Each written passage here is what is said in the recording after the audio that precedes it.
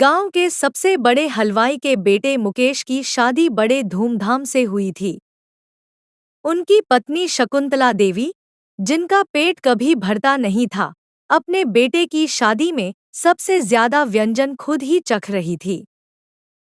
हर मिठाई को चख कर बोलती, इसमें खोया कम है, इसमें घी ज्यादा है, और ये रसगुल्ला तो सूखा है। जब पूजा नई नई बहू बनकर घर आई तो सभी ने सोचा कि अब शकुंतला देवी को एक हाथ मिल गया है जो रसोई संभालेगा और उन्हें मनचाहा खाना खिलाएगा। और हुआ भी कुछ वैसा ही। पूजा रोज सुबह उठकर चाय से लेकर पराठे, दोपहर की थाली से लेकर शाम की चाट तक सब खुद बनाती। लेकिन उसकी एक समस्या थी, सासू माँ का पेट। वो खाती नहीं थी, निगल जाती थी। आलू के पराठे 4 से 5 आराम से, बेसन के लड्डू बस एक ही खाई, पर थाली में 6 थे, बाकी भगवान को भोग चढ़ा दिए। कढ़ी चावल, मुझे सिर्फ आधी कटोरी चाहिए, और फिर 3 बार आधी कटोरी करके ले लेती। मुकेश बेचारा अपने टिफिन में रोज अधूरा खाना पाता। एक दिन तो उसने ऑफिस में कह दिया, यार, लगता है मेरा तो नसीब ही खराब है।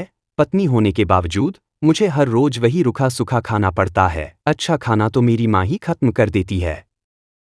एक दिन रामू काका बोले, पूजा बिटिया, मैंने तुम्हारी सास को सुबह 5 बजे हलवाई की दुकान के बाहर पकौड़ी खाते देखा। पूजा चौंकी। पर वो तो कहती है व्रत है। रामू काका बोले। हाँ, पकौड़ी शायद फलाहारी थी। दोनों जोर से हंस पड़े।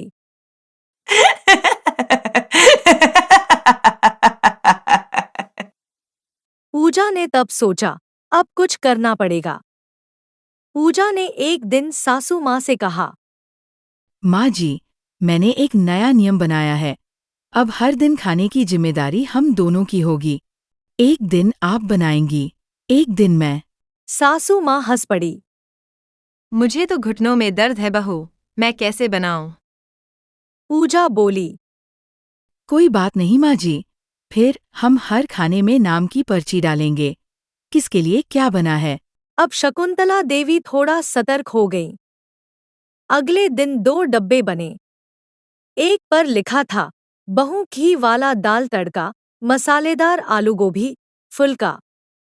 दूसरे पर, माँ जी बिना नमक की लौकी, खिचड़ी, डायबिटिक।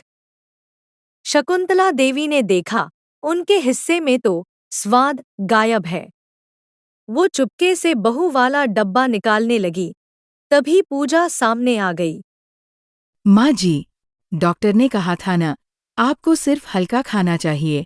आपकी तबीयत का ख्याल तो रखना पड़ेगा। शकुंतला देवी मुस्कुरा दी, लेकिन अंदर ही अंदर बौखला गई।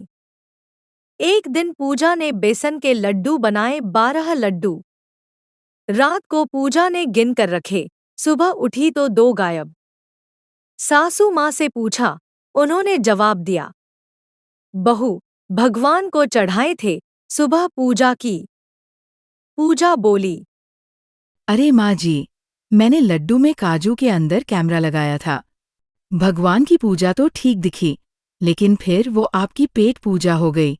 सासू माँ की आंखें खुली की खुली रह गई।